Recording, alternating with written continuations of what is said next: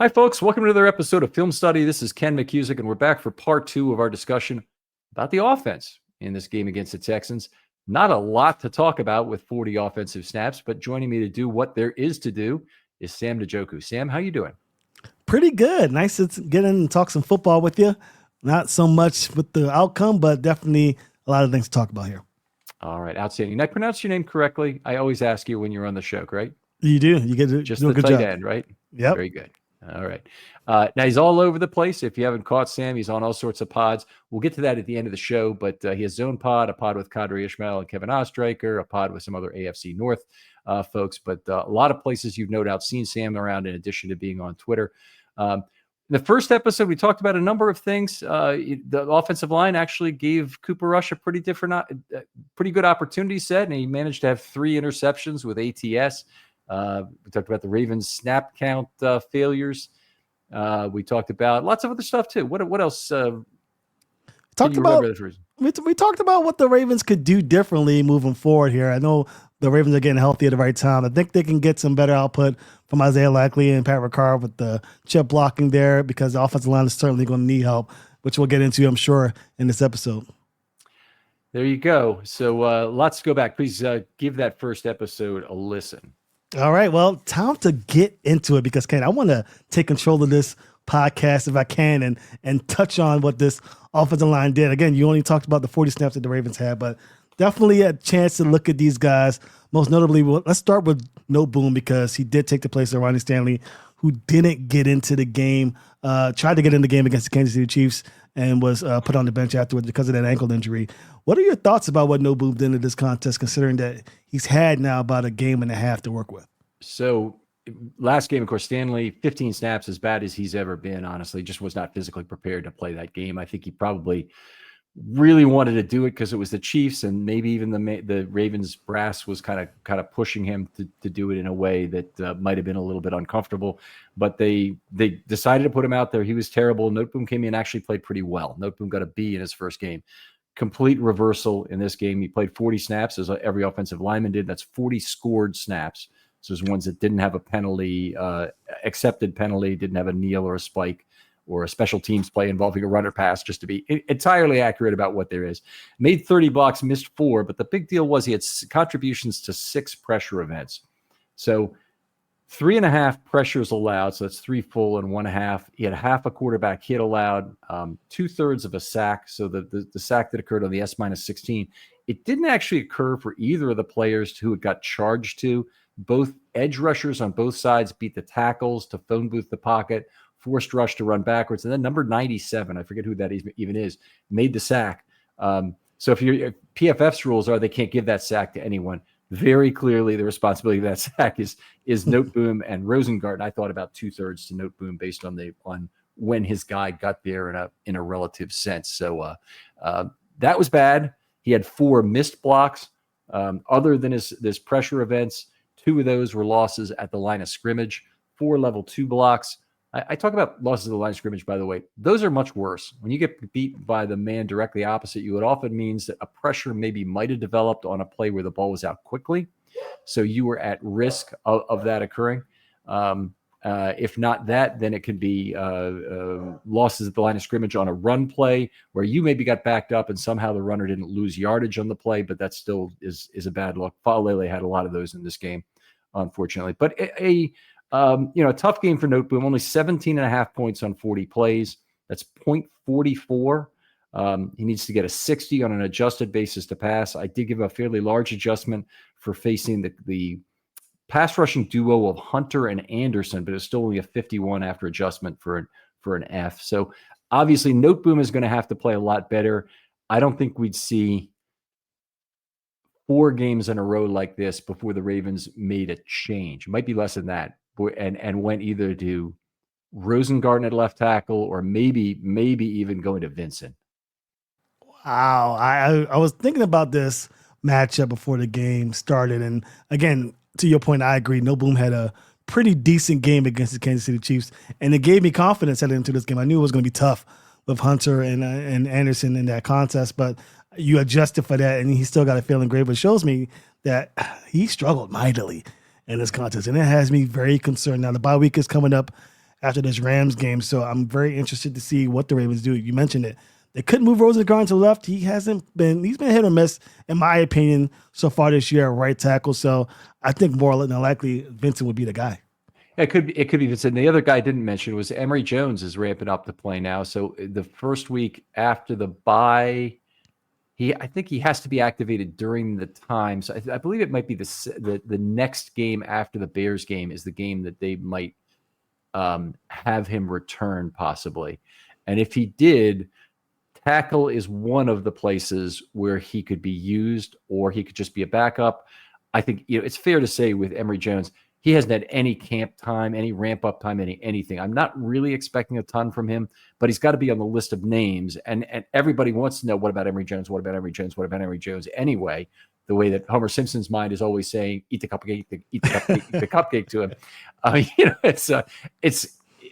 I'm not really expecting anything particularly soon from Emory Jones, but he's one of those players the Ravens need to find out where he is along the runway this year. He'll have more time to develop no matter what, but it's just, is he able to hold his own? Is he, just below the kind of the C line where he's a great place to start for an NFL lineman, or is he a guy who's further behind than that or further ahead than that, for that matter, who they could have real high hopes for?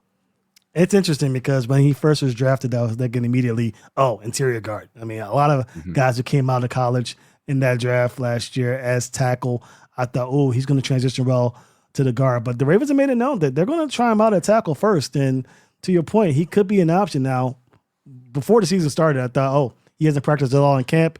There's no way that he's going to get any playing time this year. That has certainly changed. I'm not sure. Again, he might not get much in the way of playing time. He may get put in certain instances. But, yeah, the Ravens would do well for themselves to find out what they have with this guy because, again, there's lots and lots of, uncertainty in this offensive line given their play, especially in this contest. Any more thoughts on Njoku? Well, I'll stick with Jones for a second here. Is that Jones really has ideal length to be a right guard as opposed to a left guard? I'm not saying he can't do it. The Ravens need some mobility from those positions. Jones, though, is a big, powerful dude who has longer arms and would be a guy who could handle that right guard spot. I think also if he's going to play tackle, he'll probably be a right tackle, not a left tackle. So if you move him to right tackle, that almost means Rosengarten has to move over. And then they've got the guy on the roster who's left tackle or bust, and that's Vincent. So at some point, they maybe even this year, they want to see a little of Carson Vincent just to see where he is along the developmental track. I don't think they're going to like what they see in his first play, but maybe it'll be okay and they'll really love it, frankly, if that would happen. But I think technically he has had so many flaws watching him in camp get seriously up coached. Even in the preseason where I thought he did pretty well against the 2s and 3s of other teams, he's got quite a bit. He's got a ways to go. That's unfortunate too, because I was like, put in Vincent. I mean, what's there to lose? You gave no boom an F. Can't get any worse than that. But you're thinking F- if this guy goes on the field, right? Yeah. Well, I do think he could score lower than a 51. I think that's certainly possible. I wouldn't even call a 51 adjusted a fall off the table game. That's like in the kind of the top end of the F range. We just had Stanley score basically 0, actually scored negative -0.5 point on 15 blocks. So it would have been negative -0.03. I don't give a grade for only 15 blocks, but that was so egregiously bad. It does get a lot worse potentially than what happened to Noteboom in this game. I tell him, Ronnie Stanley, don't play if you're injured. Nothing there you go. Good comes from you being injured and playing. I know you're trying to get out there for your teammates, but you're not doing any justice for yourself. Is that grade? Well, that score is certainly dictated. Any more thoughts on Noteboom before we move on? Oh, no, great. Awesome. All right. Well, let's get on to Voorhees. Voorhees is very interesting to me because a lot of Ravens fans kind of gave him the nod of approval before the start of the season. And he struggled, in my opinion, at least in the early goings of this contest. How would you fare him in this game? So he was coming off 2 straight good games, by the way, and he really needed them because his first 2 games had been failing by 3 points in aggregate. So that was really hard to do because even looking at Lele's first 14 games last year when he played very poorly, he never had as bad a 2-game stretch as Voorhees had in the first 2 games of this year. So I'm just framing this up for you. By the way, it's not quite as bad as how Noteboom played in this game. If Noteboom had another game this bad, then he would take over for the worst 2-game stretch kind of thing. But Voorhees, being a guard also was more comparable, obviously, to Falele for starters. Then he put together 2 Bs in a row, and you're thinking this is really good. Maybe they've got something here. I will just say, if you're trying to figure out offensive line scoring, it just does not look the same week after week. It's not a steady state thing. It's more like reading the box scores daily on a paper, and the hitters get into hot and cold streaks, and you see that. And Aaron Judge hits 2 home runs one day, and the next day strikes out 4 times, and it doesn't help the team very much. And you have a lot of that in offensive line plays. You have good and bad games. A lot of it's opponent dependent. Same with baseball, but Voorhees in this game had a tough one. 2 pressures, 1.5 a quarterback hit. He missed 6 blocks. Now, here's what's good about the 6 missed blocks. He had 0 of those were losses in the line of scrimmage. You're going to see in a second where most of them occurred. But he tripped entering L2, I think, once. He had another one where he missed an L2, and then he made only 1 of 5 pulls in the game. So that was really bad. He did have Tim Settle a fair amount. Tim Settle is a very talented interior defender for the Texans. By the way, his family was obviously there, or otherwise there's the weirdest collection of number 98 Texans jerseys all together that I've ever seen. But usually when you see that, it's the family of the player, particularly when it's not a Lamar Jackson or a star player or something. When you see that, right? That's pretty good to hear from about Voorhees. One, because I thought that he's been playing not so great all year, but I think it might be that the first 2 games were stuck in my head as being so egregiously bad that I was just looking for, a stellar performance. But a B grade isn't too bad. And in this contest, you mentioned he had 6 misses, only 1 out of 5 pulls. That's kind of crazy, yeah, especially considering the Ravens ask a lot of their guards in that regard, and it kind of showed how the run game went, that he was underperforming in this one. He was the player who needed to show the mobility the Ravens didn't have at guard. Remember, their other choices are Ben Cleveland and Falele, and those guys are notoriously immobile. They're more like monolithic right tackle sized players who are in there playing guard, which they could be good at, but they don't have the quickness to do things in the same way. But Voorhees, it's unfortunate to see him go 1 of 5 because that's something they really need. And the Ravens have had some very average athletes in Bozeman, who just got benched, by the way. Bozeman, I did not know this, but Bozeman is a team captain. I think it's for the Chargers now. I didn't know that. And he just got benched as their starting center. Might not be the Chargers. I may have the team wrong. It might be the Panthers. Okay, actually. But anyway, wherever he is, he's the team captain. And it's unbelievable. I mean, that would come to pass. But anyway, they've James Hurst, another guy that they've gotten some good pulls from, and it's unfortunate it's not working out for Voorhees right now, but hopefully it will. There is still time for him. That NFI year really puts him at a good place on the runway in terms of improving his play, and every game is significant. I'll just say as we gather additional data points, because we don't have a lot on him now, even through 2 years and 5 games.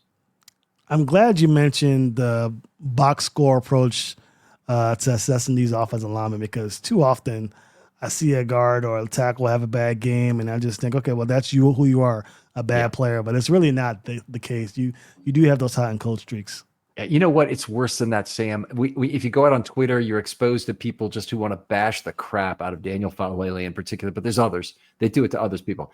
And every individual clip saying he always does this. I've never seen him not do this. They use language that every single one is like, well, if that were true, he'd never step on the field in the first place. Yeah. The guy he's simply not as bad as the Twitterverse would have you believe. And the people who are out to get him on Twitter certainly is nowhere near as bad as they would have you believe.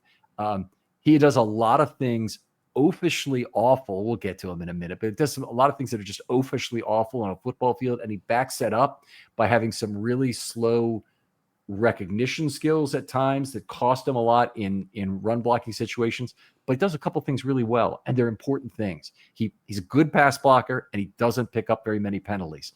And when you can do those 2 things, you're generally going to grade pretty positively in my system, because it's much more important than run blocking. It's much more important. All the big exchanges of value are on pass plays. They're not on run plays. So anyway, we'll talk about it a little later with Fale, right?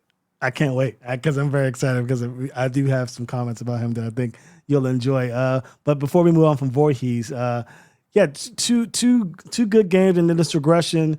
I give him a pass. I know you grade for having the talent on the field. Maybe not so much because he's not dealing with the edge rushers, but this Texans defense front seven is just tough, and so hopefully he improves upon his mark. I have high hopes for Voorhees, and hopefully he continues to improve and they keep him because there's not a lot of answers on this offensive line outside of Voorhees really on that left guard spot. You don't have the option to give up on a player after his first bad game. You'd be out of players in about 4 weeks if that were true. So you don't have that option. So Voorhees has earned a little bit of leash from these last 2 games. This game, he faced a good opponent for a lot of it. And he's a guy who, needs to have more chances to get better, frankly. And hopefully he will, and hopefully he'll get better at some of the things that are not working out right now. Yeah, I agree with you completely. Any more thoughts on Voorhees? Sounds good for the game, just in case you're wondering. Yep, D for the game for Voorhees. Okay, Linderbaum, he is the star of this offensive line, definitely the most well recognized of the bunch of Ronnie Stanley being out. He has had some tough games, and we talked about it in the first part of the show that I was very high on Linderbaum. You've said he struggled mightily. Mightily might be a strong word, but he struggled this season. What would be your assessment of him in this contest? So in this game, not a good game, a D+. Now, the good news is he didn't have any negative plays other than the penalty. Now, he had an IDP foul it is a serious penalty when it happens. It oftentimes will negate a big positive play, but at the very least, it is declinable. In this case, it was declined because the pass went incomplete and the drive was over. But if the pass had been complete for 17 and gotten a first down, that would have been reversed, and they would have almost certainly had the drive stalled because of it on the next play. Those kind of fouls have to be avoided at all costs. They're much, much more serious than false starts, even though both are 5 yards. The IDP fouls and other declinable fouls, much more serious. The scoring system adjusts for that. So he gets a -3 on that play instead of a -2 he would get for a false start specifically. He had 6 missed blocks. 4 of those were losses at the line of scrimmage. So that wasn't a great day in terms of that. But you would think normally 6 missed blocks and an IDP foul, he'd be okay. And he might get a high C or a B in a game like that. But there was only 40 offensive plays. So that totally changes the thing. He's already lost with 6 missed blocks. He's lost 0.15 of his score deducted from 100 right with that. So then the IDP foul is it turns out to be 4 points. It's 3 for the point plus 1, the point he might have had since the play went off.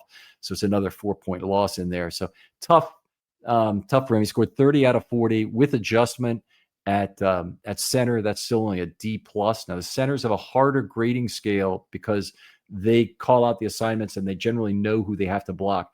And if you're a Ravens center and you think you're getting graded not fairly because the curve is too tough, I'll give you the number for Matt Burke. You can give him a call because he was the guy who ruined the grading curve for you. He was always fantastic at making block after block under those circumstances. And I had it actually jacked up to be higher to even get an A during the Burke time because he was just getting A after A week after week. But That's what a 6-time Pro Bowler will do for you when he comes over to play. In Burke's, I think it was his first year with the Ravens, PFF had him as the 22nd most valuable player in all of football. Wow. So that tells you a little bit. Now, I don't completely agree with PFF scoring all the time, but he was a tremendous offensive lineman, and the Ravens really had value. He's one of the guys, along with Kelly Gregg, who's on the outside of the Ravens Ring of Honor. But if they had a thin period at some point where they weren't like continually contending and generating stars year after year from the draft, those are the kind of guys who get in, or they might get in under a veteran superstar, a veteran star lounge somewhere within the building where they put up a bunch of other numbers from players like Kelly Gregg and Matt Burke and others who haven't been with the team as long. And that's a good segue to this question because, Matt Burke, his accolades speak for themselves.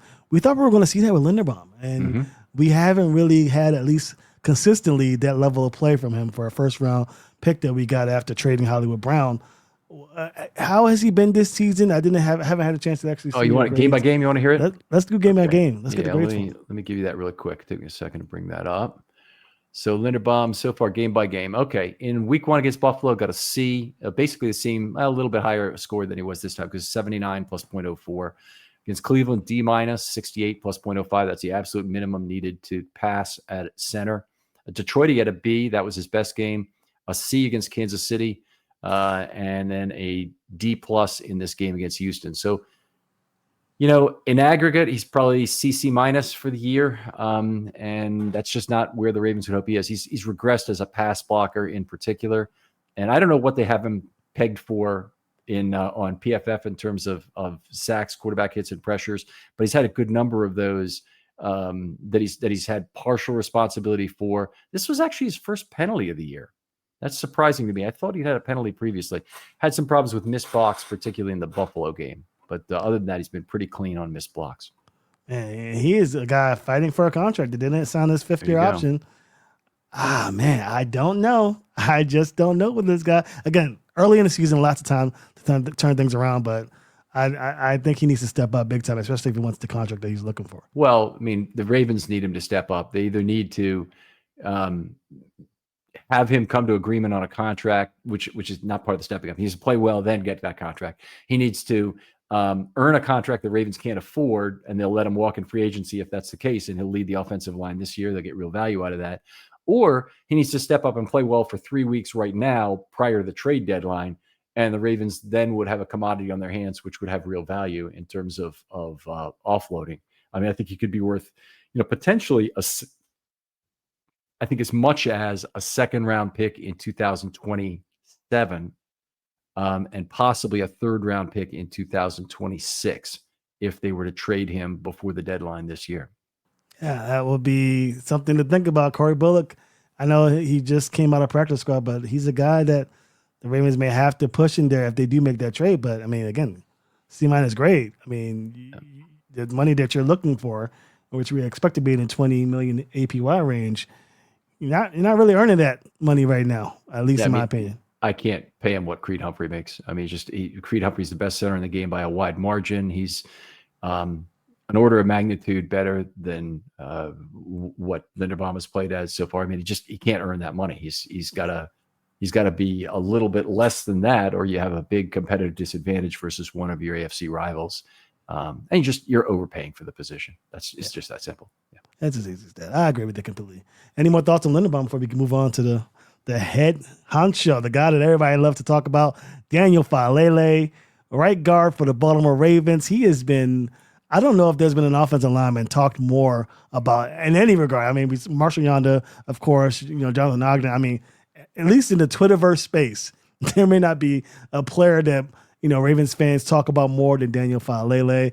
I think he's had a good year considering everything that's gone on. There's been much negatives to the opposite effect of that, but in my opinion, he's stepped up in a way in which I didn't really expect after last year. What are your thoughts about him so far this year and in this game in particular? Yeah, so, the thing nobody likes to hear is that Daniel Faalele is playing okay. And that's really the case. I mean, he's played really well at the end of last year. He had one really good game this year, and he had a bad one as well. But this was a C game, and he had another one like it. He gave up half a pressure, which was the only negative play allowed. So he shared a pressure. I think it was with Voorhees. Let me check the actual play that occurred on. No, it was with Note Boom on the 12-yard pass, 3rd play at Q3. If you want to look at the play, that's a half a pressure. So it got 2 points off of what he could have earned on the play by getting a -1 on that. He didn't have a single other negative play. At 8 missed blocks, but the people who say he always does this, you're never going to run the ball, you're never going to blah, blah, blah, blah, without that. Look at the plays. Tell me how many yards you think it cost the Ravens, what Daniel Faalele did wrong on those plays. And you're going to come up with a number that's not that extreme.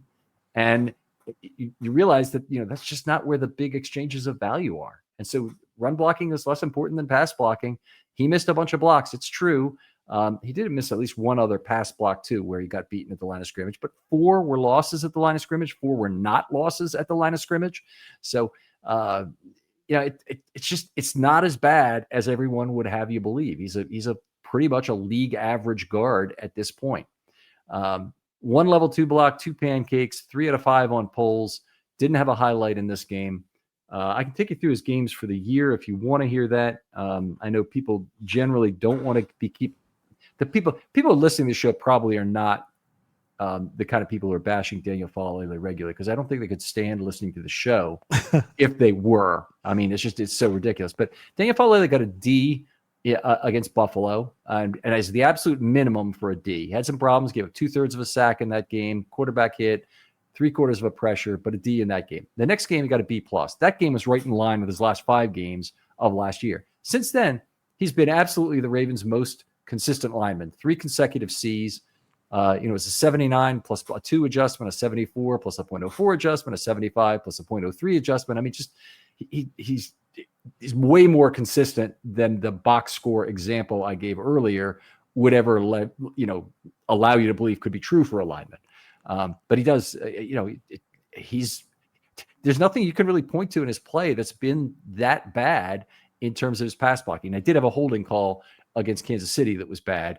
That certainly cost him some points, but generally speaking, he's avoided penalties, and that was his only one of the year. He did have 1 on 2-point conversion. I should be quiet about that. Also had, really limited number of pass blocking failures on the year. So C grade is what he deserves. Frankly, it's not better or worse than he deserves.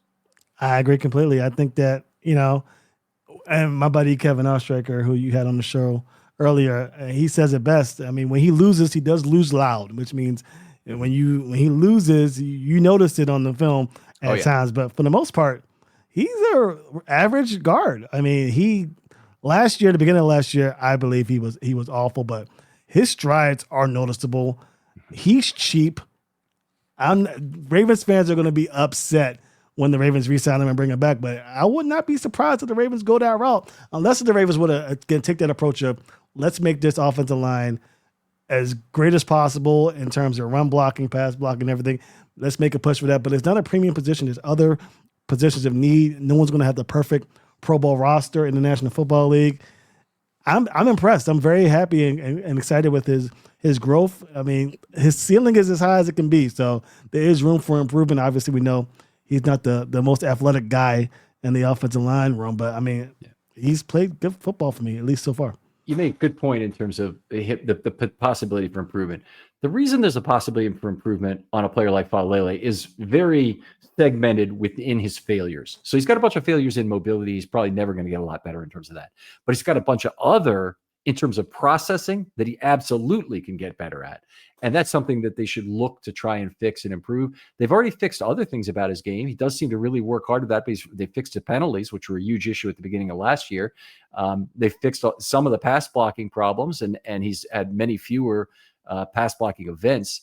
It's just, people don't want to give him any benefit of the doubt. So you'll literally be able to find just about every clunky, terrible block that he fails to make in any given week will show up on Twitter. You don't get that for other players. You certainly don't get that for Tyler Linderbaum. Nobody's putting together a clip of here's every crappy Tyler Linderbaum block that happened during a week. And it just Falele tends to be a little underrated because of it. Yeah, I wish he got some respect because and again, the processing thing that you mentioned, that was my number one issue with Falele. Defensive front stunts, those are things of that nature, acquiring your target, knowing where he is. Those are the things that he needs to improve upon. But the other things have been exponentially better this year. And as you mentioned, he's the most consistent offensive lineman on your team currently. There's a lot of ebbs and flows with the offensive line play. This guy's been steady for the most part. So I'm impressed with Falele. Sorry to say it, guys. I know there's some people out there in the Twitterverse who are upset with it, but man, he's played some pretty good football. All right, let's get into Rosengarten because he's the guy that, again, has that potential to move to the left tackle spot. When they drafted him, we thought that if Ronnie Stanley didn't return, then maybe he's the guy that can move. What is your assessment of Rosengarten so far this year, and in this game in particular? Okay, well, we can go. I'll give you the grades for the year since I just happen to move over in the spreadsheet right now. But he got an F in game 1 against Buffalo. Looked really bad in that game, and it wasn't really close to passing. About 13 points short of a passing grade. Against Cleveland, he got an A, then a C-, then an A-, and then a B. So he's played really well since that first game at Buffalo in aggregate. This game, he was pretty much right in the middle of that last 4-game stretch. He did have 7 missed blocks. He had 1/3 of a quarterback. Sorry, it's 1/3 of a sack, not 1/3 of a quarterback hit. He had 1/3 of a sack that he shared with Noteboom on the play we talked about earlier, where number 97 ended up getting the sack, but the two edge rushers both chased Rush out of the pocket. He had 7 missed blocks in this game, which is not a small number, but he also had 5 losses at the line of scrimmage, which is the more troubling number. The other side of that coin is that he's facing really tough edge rushers every single play, between it being either Anderson or Hunter on that side. A few snaps for other players, but mostly Anderson or Hunter. He was 2-on-2 on pulls, didn't have a level 2 block, didn't have a highlight in this game, and didn't have a pancake. But he's made some good blocks for the Ravens this year, certainly, and he's been a better pass blocker, I think, than we could reasonably have hoped, given the less help that he's got. So I think he's basically been the player that the Ravens could reasonably hope he would be under less favorable circumstances than he had last year. Yeah, I know you were definitely critical of him last year because he needed help. Let's be honest. Lots of chip blocks, lots of sets in his direction to help him out. This year, he hasn't had that help because of injuries, and it seems like he's played pretty well. So very good to see in regards to Rosengarten, correct? Yeah, I'm happy with it. But let's move on. Let's talk some skill position players. You're the guest, and I've been bringing up offensive linemen here. Tell us who you'd like to talk about in terms of the skill players. We got to talk about Derrick Henry. We got to mention Derrick Henry here. I'm concerned with his play. Now, again, the run blocking hasn't been superb for Henry, and the lack of Lamar Jackson in this contest didn't help things as well, because, the team was keying in on stopping Derrick Henry because they knew if they stopped Derrick Henry, the ball's in Cooper Rush's hand, and you got a good chance to win the football game in that regard. But still, even with that, he's regressed. And as we mentioned earlier, so has Saquon Barkley. So I'm going to be very interested to see how he plays up this year. He just got signed a new contract. Big time decision coming up for Derrick Henry. He needs to get things going. The fumbles haven't helped, but really, I just haven't seen, besides that Buffalo Bills game and maybe a little bit in that Chiefs game last week, not much in the way of huge production from him, in my opinion. It's been a bad yards after contact for Derrick, which is a year, but it's also based on the yards before contact. And so this last game, he was average being hit at the line of scrimmage. If you look at the PFF totals, you'll see that Derrick Henry had 2.2 yards after contact per attempt and 2.2 yards per attempt, which means his average point of contact is at the line of scrimmage.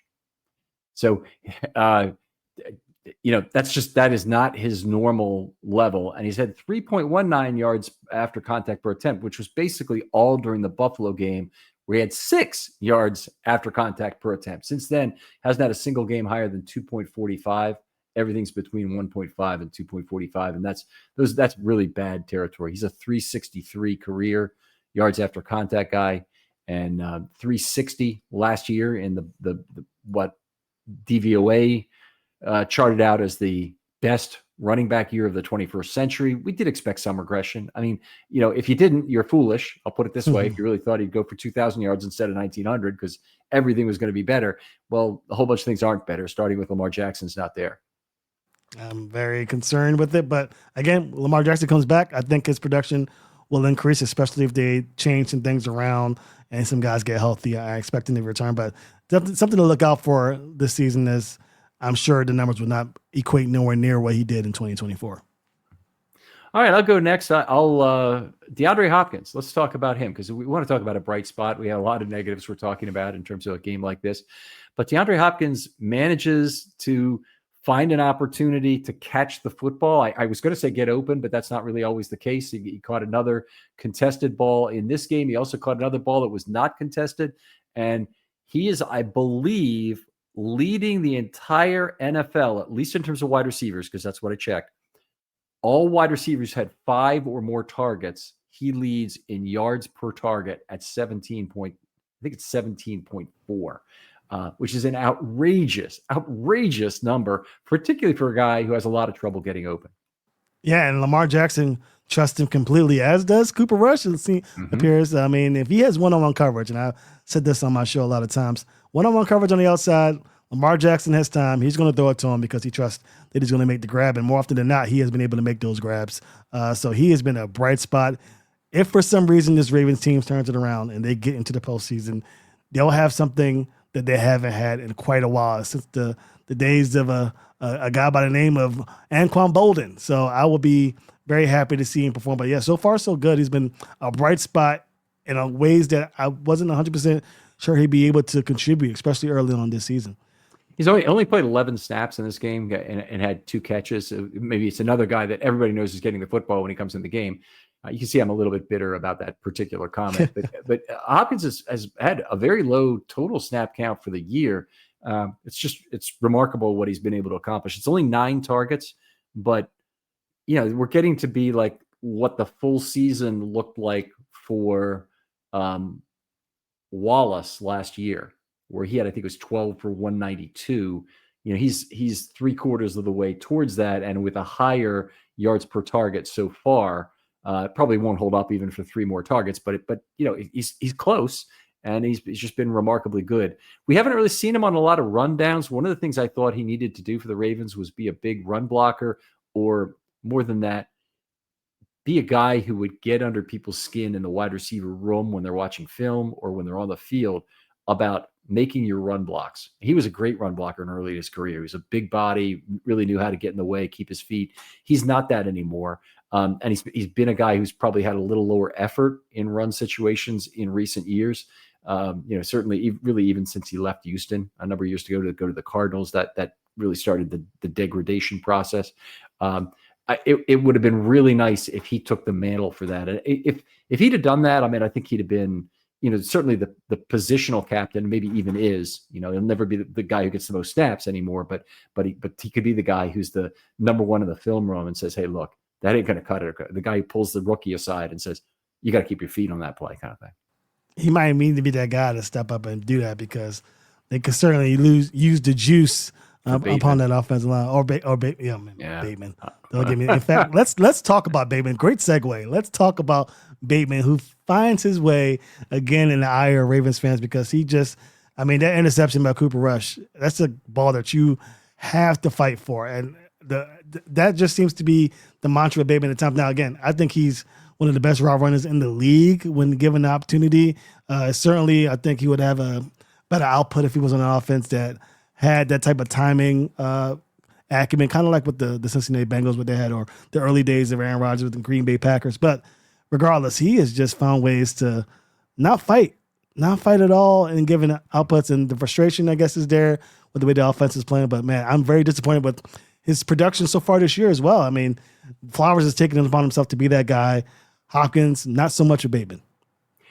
If I'm looking around at players who, and a lot of people just want to generally hyperbolize and generally say nobody is trying. There's a whole bunch of players out there for the Ravens who are trying, and there's a few who are more concerned about either getting hurt or they're just not into it in the way they were.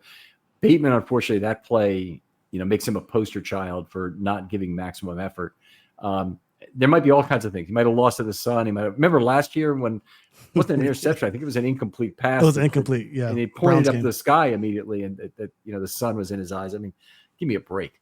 Give me a freaking break. You want to tell that to Lamar when you get back to the huddle? He won't care either, but at least you won't embarrass yourself to 70,000 other people who are in the immediate vicinity, kind of watching you make that signal. Another few million on TV. It's just it was one of those places not good. And they've signed Bateman for a long time, so they really need to cultivate him in every way they need him. He's not a bad run blocker. He's a guy who can help the team in that regard. He just has to want to. He's a great route runner. He could be a very high value, high yards per target receiver with the right quarterback. That was with Lamar. But he's got to want to. And if he did that to Lamar one time, Lamar would lose a lot of trust for him. A lot of trust they built over the last year and a half or so. Would all of a sudden be gone in one play. Gotta have that effort. Gotta have that 1-2. Didn't see it there. Again, losing effort. You're down by a lot, but you're a professional. You gotta be out there and you gotta fight. So it was definitely hard to watch, honestly. Hopefully he rebounds in this upcoming game, but definitely somebody to keep an eye on throughout the remainder of the season. I got one more guy to bring up here, and then if you have anybody else, that's great too. But Zay Flowers, I really expected this to be a game where his role was kind of diminished, and the reason being that they needed to get the ball out of Cooper Rush's hands quickly.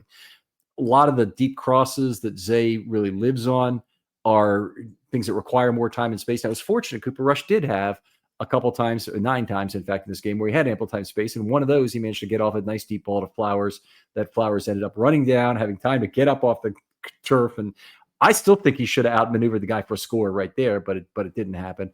But anyway, the play that reminded me of is Jacoby Jones in the Super Bowl, Yes. making a catch way down the field. He basically reverses the field completely, runs out to the other side of the field. There's people chasing him, but he knows he can outrun them horizontally. He just needs to keep that horizontal path for longer. And Flowers seemed to cut it upfield too early, which is really weird. I mean, I didn't completely figure out, what he was trying to do there, but he cut it up the field too early and allowed himself to be tackled. Unfortunately, they did score anyway, but that would have been ugly if they'd had to settle for 3 or turn it over or something in that inside of the 4-yard line. Yeah, fans always get on Flowers about the way he runs after the catch and trying to maneuver away from the tackler. But yeah, if he had just gone horizontal, you would have scored, buddy. I mean, it is what it is. But I will say, Flowers is again showing that he is a top tier wide receiver one for this team. Again, as you mentioned, I did not expect a big game out of Flowers in this game. One, because I thought the running game would be more prominent, and two, because as you mentioned, they're going to get the ball out quicker with those slants and whatnot and screens and what have you. And that wouldn't really tailor to Zay Flowers' game plan, but not to be the case. But I'm still very impressed with Flowers so far in this game and throughout the season. All right. Do you have any other players you want to talk about? We do have a couple questions in the mailbag we should get to if we can. Nobody else. But I will say Mitchell, I need more Keaton Mitchell. Get me Keaton Mitchell on the field, John Harbaugh. Don't keep him out because of whatever you may think would be the case as far as game plan. He deserves to be on the field. Yeah, I mean, it was nice at least to see him. Okay, so they got Mitchell on the field for 4 plays in this game. They got Ali on the field for 0 plays, and they've only gotten Ali on the field, I think, for less than 4 plays the entire season before this when he's been active and Mitchell hasn't. That at least speaks to the notion that the balance, the tipping point, was due to special teams. So I don't think Harbaugh is lying to us in that case. He might be misvaluing it, but I'm not. He's not lying to us in terms of why he activated Ali over Mitchell. And it is nice that given the option of both, he picks Mitchell over Ali because it's the obvious choice in terms of offensive value. Ali's had some problems on special teams recently in terms of holding onto the football initially on some of the kick returns. That won't sit well, and it could well be that Ali, when there's any pressure again on the active list, and there's no pressure this week because every healthy body dressed, and they elevated 2, and they still had the 6 highest paid players on the team not available, kind of thing. But right now, so there's no reason why Mitchell would not be active right now. But when the time comes again, I think it might be Mitchell over Ali. Better be. Yeah, make a lot of sense. All right, let's go to a couple of mailbag questions here. I'll read them, and you kind of give us a first response, and then I'll if I need to add anything to what you say, that'd be great. We got this from John Prestiani. He says, Ken, before this horrible start, I was worried why Lamar had not signed an extension. I wondered if he wanted out of Baltimore due to coaching. John Harbaugh is a good coach, but not elite. Consistently, we don't have to agree with any of this, by the way, consistently outcoached by Casey and other top-tier coaches. Thoughts? My thought is I don't think Lamar Jackson didn't sign the extension because of anything to do with John Harbaugh. I think it's just that either he didn't get the numbers he wanted and he has the cards. He doesn't have to sign an extension, especially this season. Upcoming season with the $70+ million cap hit, that's a different story, but he's in no rush to get a job done. It's on the onus of the front office, in my opinion, to get him that contract. But I don't think the contract talks are related to anything going on with the front office roster or head coach. I would agree. And I think that one of the things about it is he may realize he's got, all the leverage in the world kind of thing, but he's still under contract for 2 years. And that's a lot of risk to take personally if anything were to happen. If you want to talk to somebody about risk, talk to Nnamdi Madubuike. Talk to Ardarius Washington, who lost a big payday with his injury. There's just there are plenty of instances where you can point to and a player basically losing out. Nnamdi Madubuike, I mean, he's fortunate. He was signed before he had what could be a very serious injury. I don't want to say career ending when I don't know career ending, but it's possible. And you certainly he's very fortunate for him that he signed it. Actually, very unfortunate for the Ravens that he signed it when he did.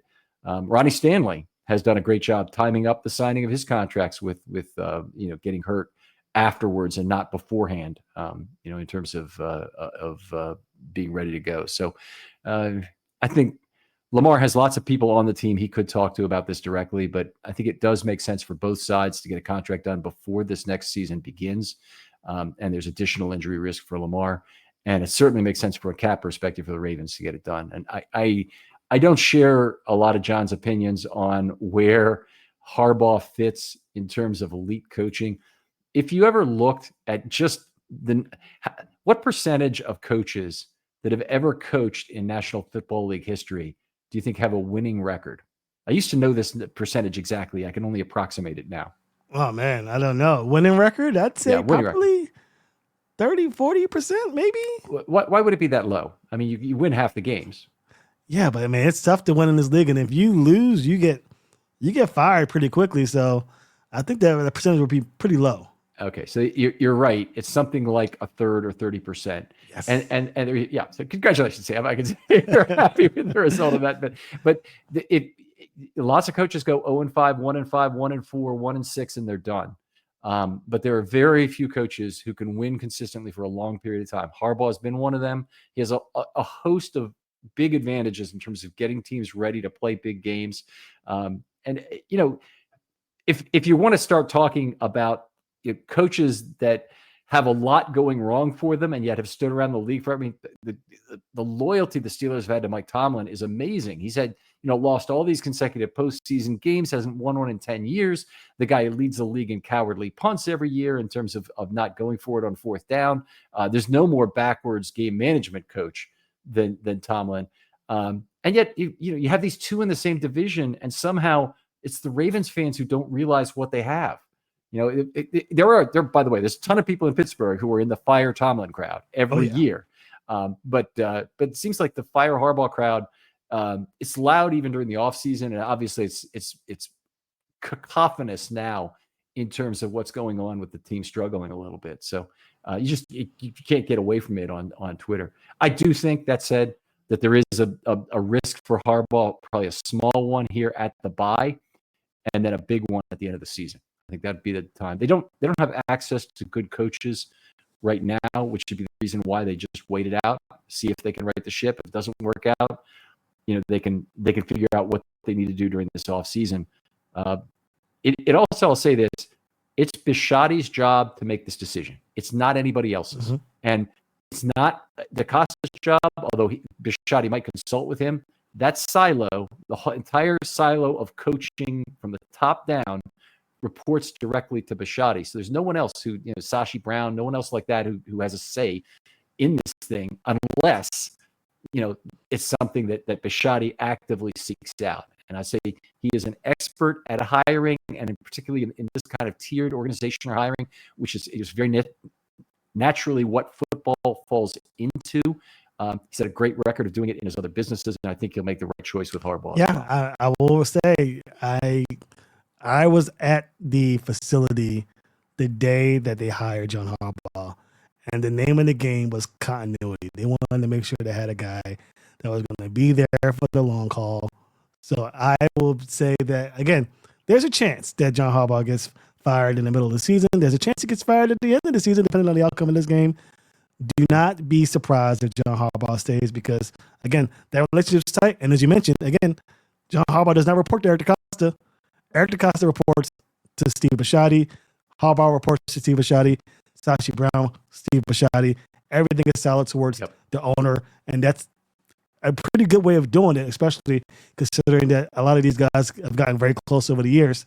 Don't be surprised if Harbaugh is back, and it's because, as you mentioned, he wins games when it's all said and done. And if you think that the Ravens aren't going to come out of here with a winning record, think again. Harbaugh has that potential to get things under control, and that could possibly save his job.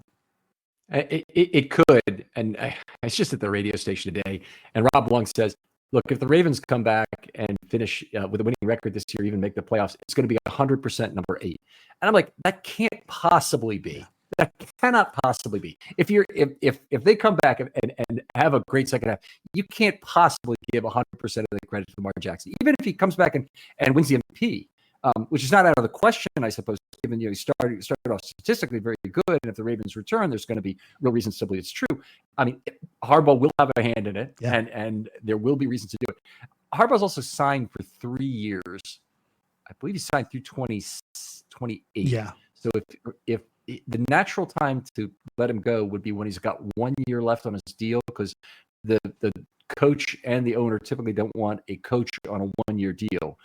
But with 3 years left, I mean, might be as much as about $60 million that Bisciotti would owe him for nothing if he decided he wanted to cut him loose now. And they could make an arrangement and mutually agree to walk and not be paid for it. But I don't think Harbaugh would be of a mind to do that at this point in his career. To play devil's advocate, they did do something similar with Brian Billick. I mean, Brian Billick had a lot of years left in his contract, and they still let him go. Again, as you mentioned, I'm telling you, again, I'm as frustrated as everybody with the way this is performed has gone out. But if there's a coach in the league that can turn things around from a systemic aspect, a CEO of the football field from top to bottom, it's John Harbaugh. And don't be surprised if you see changes upcoming with this roster, with the way they play.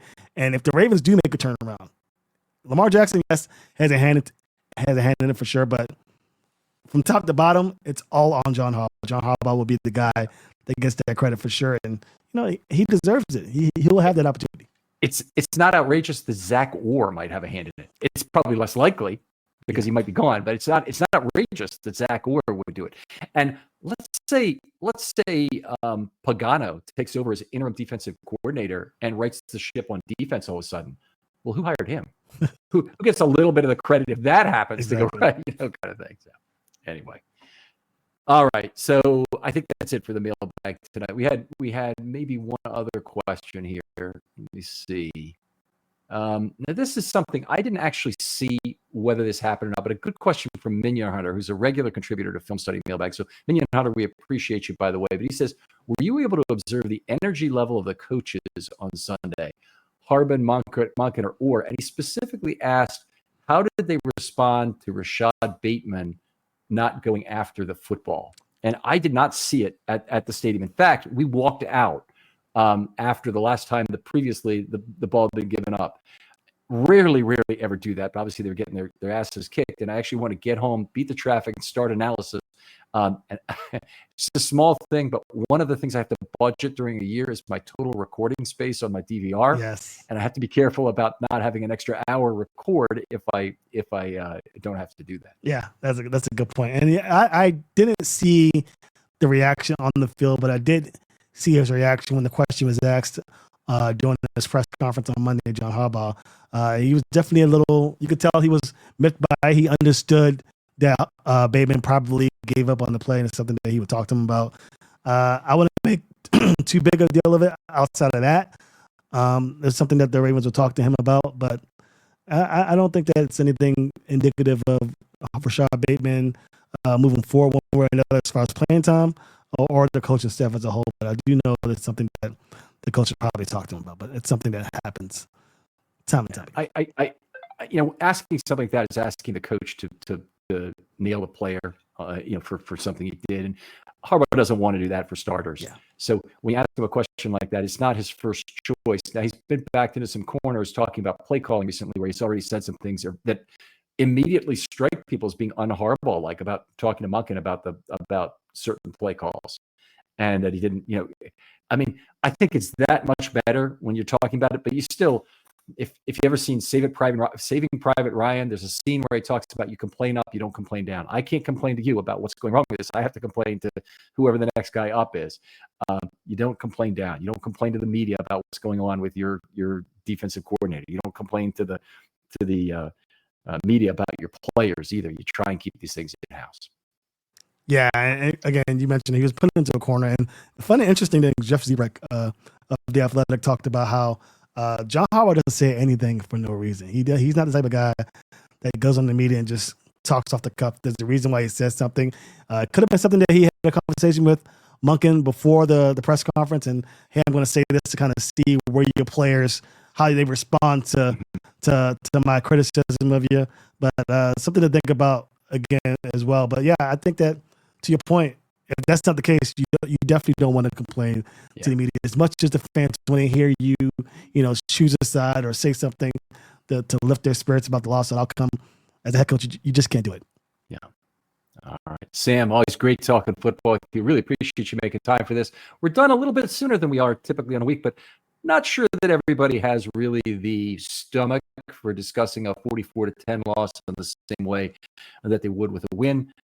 Tell folks where they can find you, because you're all over the place now in terms of podcasts and your Twitter handle. Yeah, you can find me on Twitter, Instagram, and TikTok at Ravens Talk Podcast. Always there, available, talking football. I have some clips from our show that you can find on YouTube and wherever you get your podcast. You can find Ravens Talk Podcast as well.